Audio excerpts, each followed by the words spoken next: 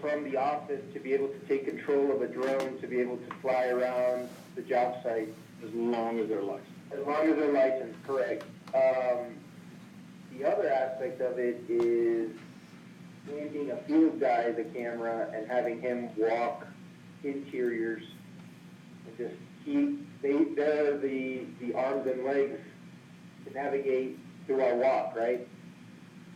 Yeah, absolutely. And one thing I was going to say is that we do work with public safety a lot, and we've tested out flying indoors a lot for SWAT scenarios. And Mitch here has gone in and acted like a active shooter and got his ass kicked by some police officers. So yeah, I don't know. Have you guys seen? Right. You have to have some kind of protection over the blade. yeah. With all the obstacles. Right. So are you guys seeing our presentation here? We are. Good. Yes. If you maximize that, we can probably see a little bit better. Because, you know, this 70-inch TV we're watching it on is kind of small. Nice. A little bit of background on Compass Drone. I'm Mitch Tweedy. Hayden Howard, our vice president, actually started it, and we started with a $50,000 Trimble fixed wing drone because we thought that's what we needed. But there were a lot of projects where we couldn't have a fixed wing turning over interstates and stuff, so we really quickly bought a DJI, and then DJI saw that we were using them every day, so DJI actually sought us out, and David may have told you about this. We're not there. No, we haven't made it that far yet. What's that? We hadn't made it that far. Okay, we haven't made it that far yet, so I'm interested to hear what you hear that. Right on. So, next slide, David. We are a DJI enterprise dealer, and I guess it's good to point out that DJI, they have their consumer electronics. That's your Best Buy and your Amazon. We have those plus their enterprise products, which are built for professionals like yourself. But we've used them for the past 3 years, and we fly them pretty much every week. And we're building our own app, so that's pretty easy to guarantee that we fly these drones every week. I flew one yesterday. So Chris, just part of the background that Jason and I went through, how we got into UAVs. We are a Trimble MGIS dealer since 1994. And in fact, we were Trimble's very first mapping-only dealer, where Trimble usually gives it to survey dealers. We tend to focus only on mapping. We have 4 different divisions within one Compass. Compass Tools is the Trimble division. Compass Data is a services, data collection, survey, mapping, ground control, UAVs. Compass Com is a UAV tracking. And as Mitch said, 3 years ago we opened Compass Drone when we realized that UAVs are our future whether we liked it or not.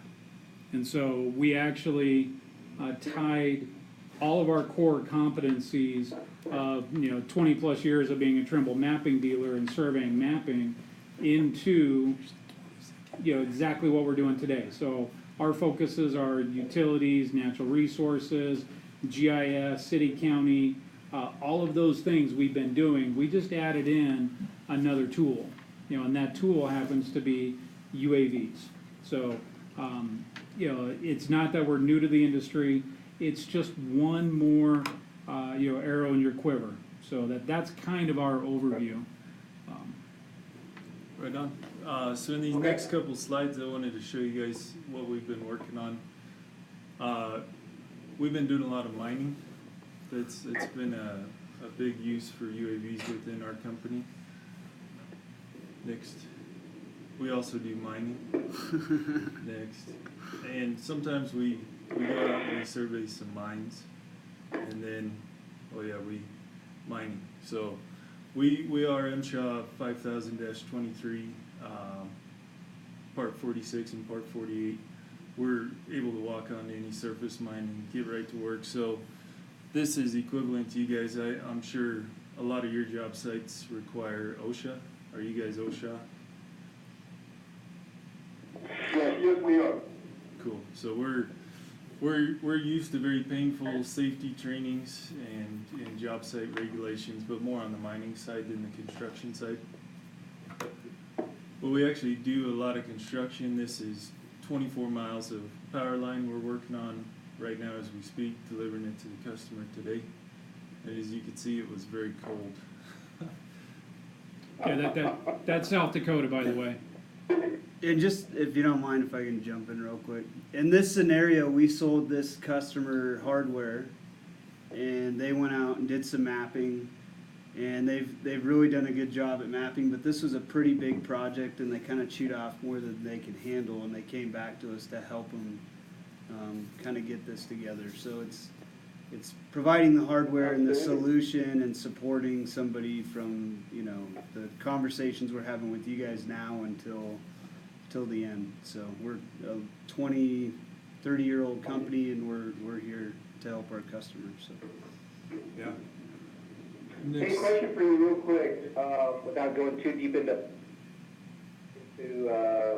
other questions that'll come later, but, you know, we as developers, we see properties all the time, and some of these properties, you know, we can't get on site. You know, we basically try to get on Google Maps and try to see what the topography and kind of the conditions. Do you guys offer kind of a flyover of sites that we may or may not purchase just to kind of see what it looks like? And You know, so Chris, that's part of our last action steps on this. You know, what can we do as a pilot? How can we help? What can we do to work together? Can you hire us to do services? You know, send us an AOI or a KMZ of where you want us to go fly. The answer is absolutely, with the caveat, everything starts with airspace. You know, we have to be able to fly legally, and so if you have a property that you want us to go do some preliminary mapping, and then the answer is, what do you want to see? Is it just, you know, video and pretty pictures? Do you want some ground control so you can do some measurement? You know, but at the end of the day, the answer is absolutely. That's really a major part of our conversation today. Yeah. okay. Do you guys have like a, you know, and I realize that every situation is going to depend on different options, but do you guys kind of have a standard pricing of $1,500 a day. that you can provide that is mapping, and then these options are extra? Absolutely, for and then, MSAs you know, as we get into the understanding. construction, obviously there's pricing for that, or is it kind of That's all we started with. we have to talk on a project-to-project basis where we are in that project, and then you price it out? Because obviously there's the development side, and then, you know, while we're doing feasibility, and I think what you're doing, Chris, is definitely why I wanted you in on this. Because I think as we go through, you're going to start seeing they're going to answer some of those questions as far as the price and whatnot. Because the great thing that I found out about Compass was that, you know, not only do they sell product, the hardware, they'll help us develop, you know, a website that we can actually get that information from. With being Compass, that if, say, we had a drone here, if somebody took it out, they could actually help operate it or operate it in that space. So, you know, and that's why, you know, I really wanted to bring you in from a feasibility standpoint. You know, even from the get-go, it may make sense to pick it up at the front end. That way, hey, it's established, it's set, this is here. Yeah. Sorry, guys. I'm just trying to help fill Chris in, so.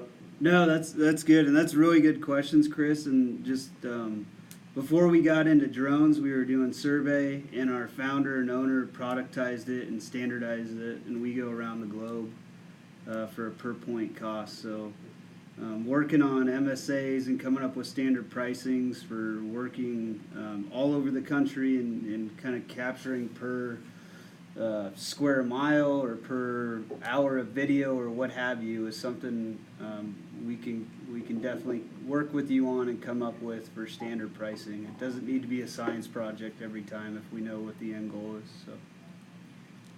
Right.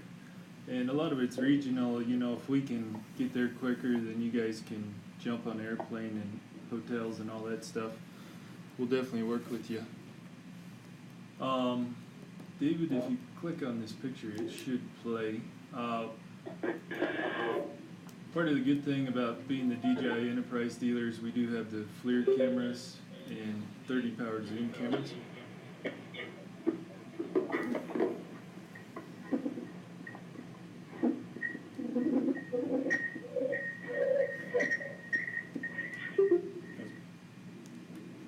Sorry about that. Just trying to join some other computers. So, did a little video play for you guys? Yes, it did. Right on. So that's a biogas facility. You can see they're losing heat in a lot of places. This drone flight paid for itself. So we do a fair amount of inspections, regular video, and also thermal video. And this thermal video can be streamed live, especially if you guys have a problem with roofing or something that's leaking. And we're able to tell the FLIR camera works by temperature differences. So if you want to live stream that and make some decisions based off of the FLIR footage, that's entirely possible also. That would be huge for like the next building code we go into. We'd look at start doing the the energy wrap. Yeah. Yeah. Because I think that's coming up in Colorado, like either the end of this year or beginning of next year, when they go to the new DC. Very cool. So just wanted to show you guys a little bit of what we've been working on. We can go next slide. As far as live streaming, there's three options that exist today. I call them mainstream, enterprise, and custom. And you don't have to pick just one of them, but we'll go over them. What we're doing right now, we're actually live streaming this meeting from our side to a mainstream source like YouTube or Facebook Live. Are you guys privy to any of those? Yes. Awesome.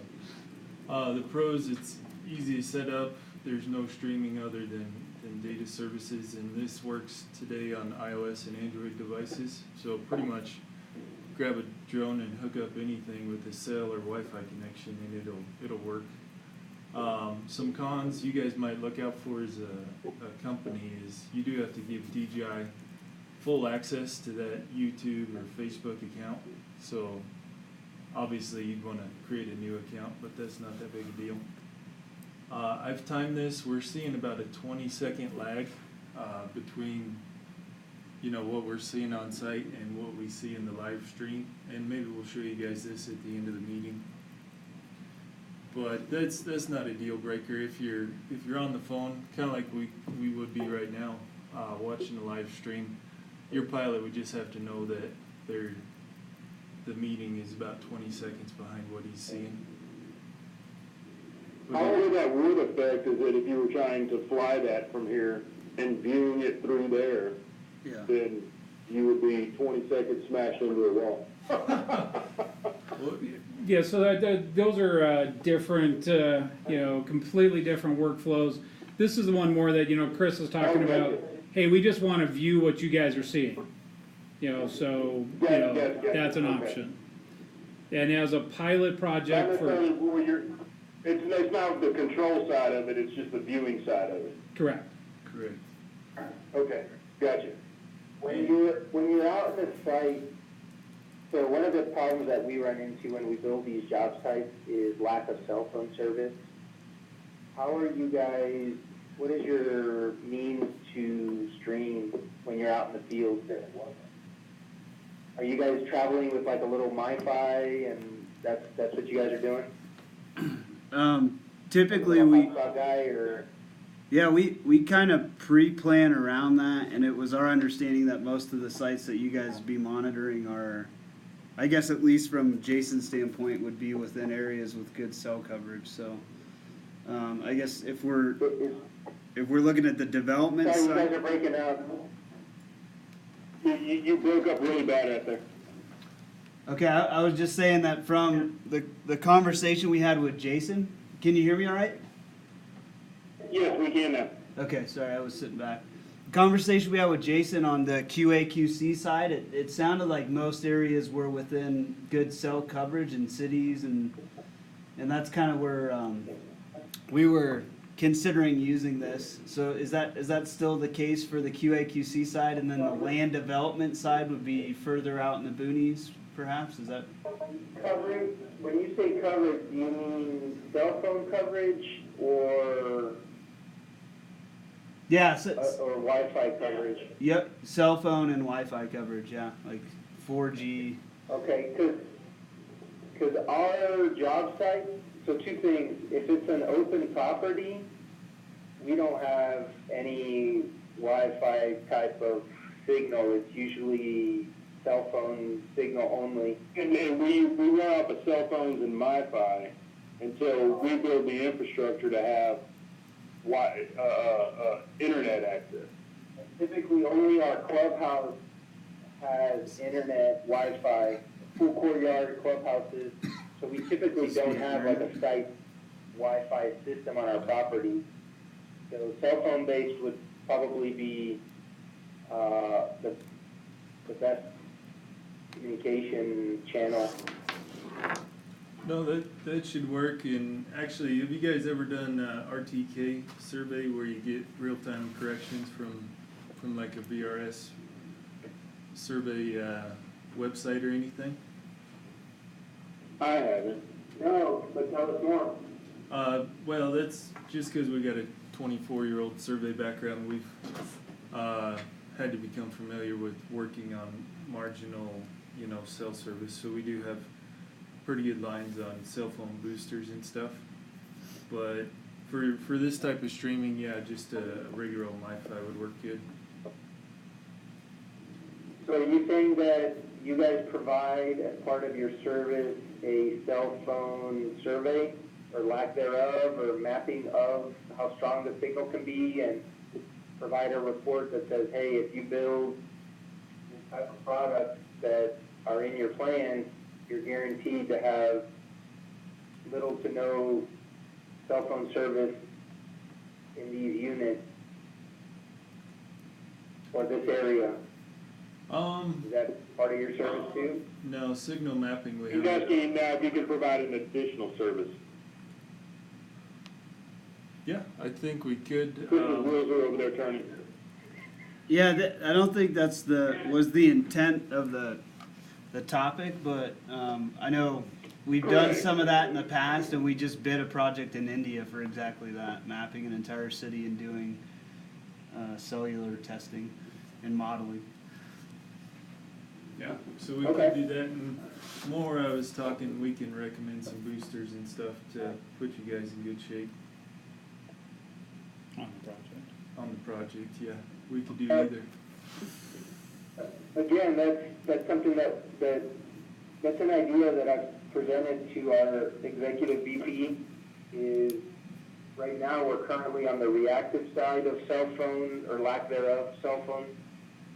We always have to react to it once we build the project, once we have residents in, and then the complaints start coming in. And so I proposed to try to be more on the proactive side by during our feasibility to add a cell phone signal service survey or some sort that kind of gives us at least a heads up. Hey, you better budget an extra 100,000, 200,000 for a DOS system or cell phone boosters, and we might as well do it while we're building it versus always having to do it after the fact. So just an idea for you guys. Yeah, That's that's a good idea. good to know and noted for sure. So Yeah. And that would, just kind of from Chris's standpoint, what he's talking about, is that would be, if that was something that y'all could do, a service that you could provide. I don't know if y'all have looked much into the multifamily since we've talked, but it's a rather large niche industry, and something like that would be a service that lots and lots of owner, builder, developer, general contractors would be looking at if you guys were looking to get into the industry a little stronger as well, because nobody else provides that service. okay, but this is why I love talking to new people outside of geospatial. Yeah. Because there's so much that we know really well, and there's a lot we don't. Because Chris will probably wear you out with phone calls like this. Awesome. Chris always comes up with these technical things. I like it. Okay, All right. And then the other thing about that mainstream is super easy to set up. I guess the only drawback is it doesn't look super professional if you're presenting this to a customer or asking, investors and stuff to watch Facebook or YouTube. It's just not that professional looking. But it exists and works. Well, from our standpoint, we're lucky in that standpoint because we own, build, and manage, so we do everything in-house. Good. So you don't have to worry about looking professional. And then the only other downside to the mainstream was it's one drone at a time. I guess you probably have 2 different YouTube accounts and be watching them side by side. But that's kind of why DJI made the second option is more of an enterprise solution. It's called DJI Flight Hub. And you're able to view several drones at one time. Go ahead and go to the next slide, Dave. So this is brand new. DJI just announced it in, what was it, November, here in Denver. Yep. We're on the beta team. It works fairly well. But this is rolling out as we speak. So you can actually get live video feeds from 4 different drones. Oh, wow. And it also does it logs the hours that the drones are flying. It also tracks batteries and stuff and takes care of a maintenance piece of the puzzle for you guys. So that if you've That's got, amazing, because that's something that I have to track. hey, we can kill 2 birds. I'm all about that. So apparently open an older version that has cape in it. Just want to skip over. That's fine. You So this is definitely something to look at, and there is a little bit of cost associated with it, but it's like I want to say 3,000 to 10,000. It's not a showstopper, and it's worth it for that logging function and the maintenance piece. So we'll send you some more info on DJI Flight Hub, and obviously works with DJI drones. The next option, go ahead, David, is these are all brand new companies that are maybe a year or 2 old at most, but there are some companies where you can just log into a website and fly a drone. So I guess if it's like a 3 or a 5 year build and it makes sense to invest in this technology, you can log into a website and fly a drone today. So we call those custom, and there's, go ahead. So my question would be, is, you're saying multi-drones at the same time. I'm not worried about as much flying multi-drones at the same time as I am, like if on Tuesdays I wanted to fly all the job sites. So I have, let's say I have 2 drones in Colorado to cover 3 projects. I have 1 in Nashville, 1 in Phoenix, and 2 in the Texas market. I can operate all of those drones independently at different times from the DJ from their website, or would at that point would I just need to focus on a custom setup? Gotcha. Go back a couple slides if you would, David. So the DJI Flight Hub, you're more just monitoring. There is a pilot on the ground. He's flying it, and you're seeing what he sees. And I did forget to mention, you can track these guys on a map. So I guess if he's across the street at a pool, you would see that. You would see the drone over there. So this, you got a pilot on the ground and he's flying it. But the custom solutions, yeah, they would. You can just log in and fly. And most of them are, one site. I don't know if any of them are doing multi-site, but in theory it could be done. They're building it to suit as we speak, So I would basically have to set up one site for each project. Yeah. And in reality, which would be, I hope I wouldn't have to do a separate drone. Like I said, Colorado, where I have 9 projects, what I was hoping for is, drone, 1.2 or whatever, being able to cover, once again, somebody there's, taking it from job site to job site. So I would just have to set up a site that, for that drone to do 3 different projects, correct? I guess with this custom solution, you'd have a dedicated drone at each site, and it actually comes back and lands on a charger and then goes back out again. But it's pretty expensive at this point, just because the new tech, because it's brand new. This didn't exist 2 years ago. But from what I'm looking from the standpoint of what I need to do, which is have control to look at specific things, this would, from what I'm gathering right now, this is my only solution then. So maybe since you weren't on the first one, I can try to clarify. So Jason's saying he wants a guy on site, right? Or he already has a guy on site. So he'll stand there with the guy. I'll have a guy on site, but he's only there to launch it. He's not there to control it. Absolutely, yep. So Jason's controlling it.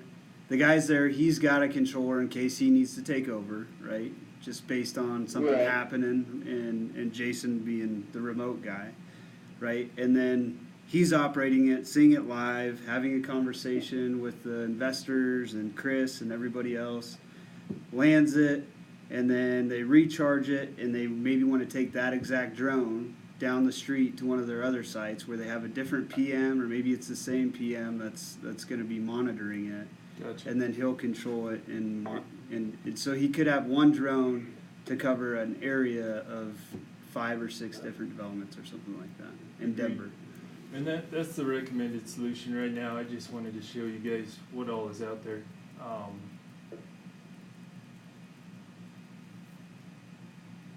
So does that all make sense? You got a mainstream that's YouTube. You got DJI Flight Hub, which is kind of where we're nudging you guys. And then there is some other cool stuff out there. Good, Bill. Want to show them real quick, or you want to go on hardware? Now we'll circle back to YouTube Live in a second here. But yeah, you're not stuck with one because this hardware is all really flexible. Have you guys looked into the hardware at all? Oh, yes. Right on. Where do you have a? From what I've gathered, there's only about 3 products out there, 3 units out there that are truly considered an all-weather unit.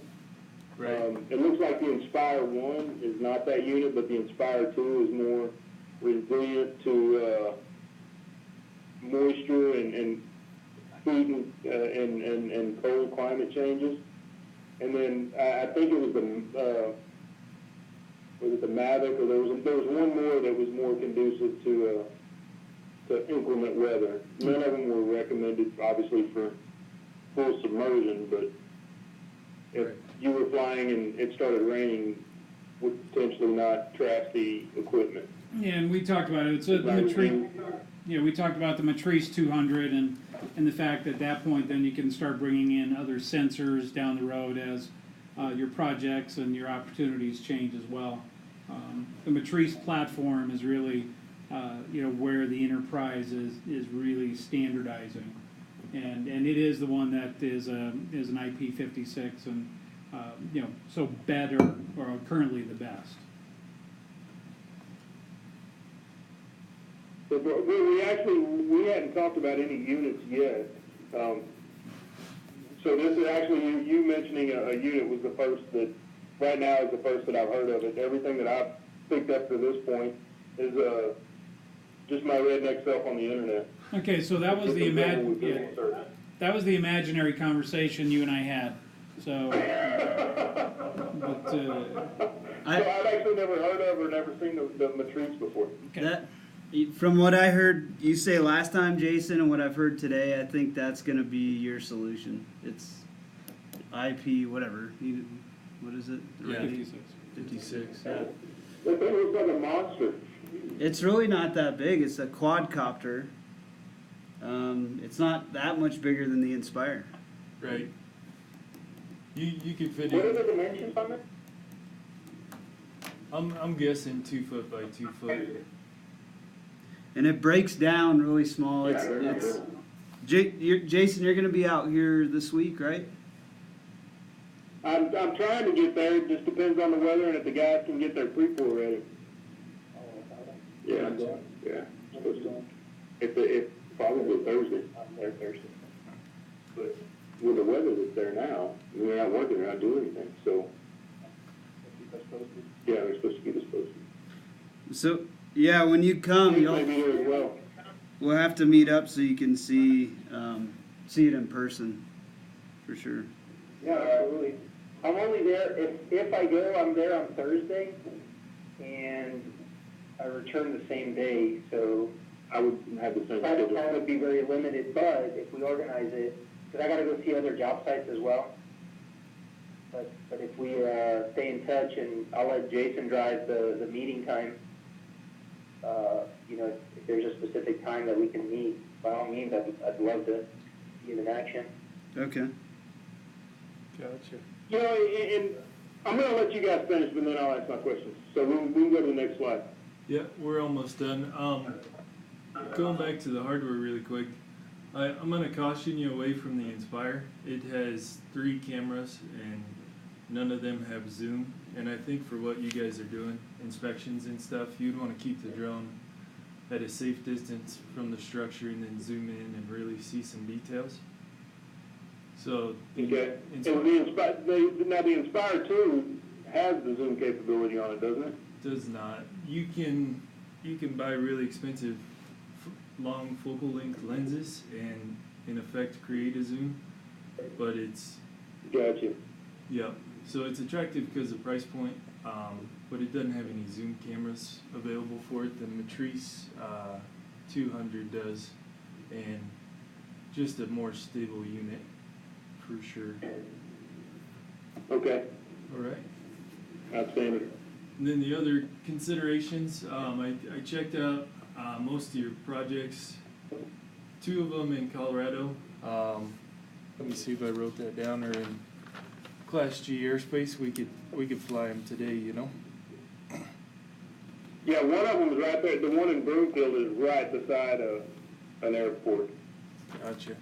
So that one, you go through what's a waiver process with the FAA, and it's fairly simple. You just tell them what you're going to be doing and when, and you get what's called an airspace authorization.